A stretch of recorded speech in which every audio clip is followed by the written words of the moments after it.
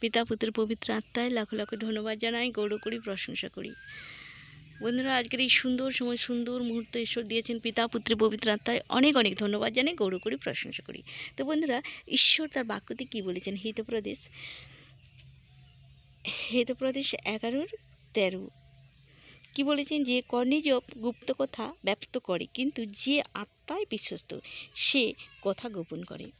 ঈশ্বর বলেছেন, যে ব্যক্তি অন্যের গোপন কথা ফাঁস করে দেয় তাকে বিশ্বাস করা যায় না।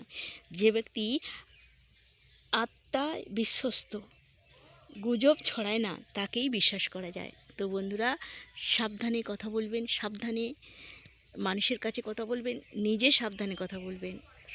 সর্বদাই আত্মায় বিশ্বস্ত থাকুন, আর সব কথা সবাইকে প্রকাশ করবেন না।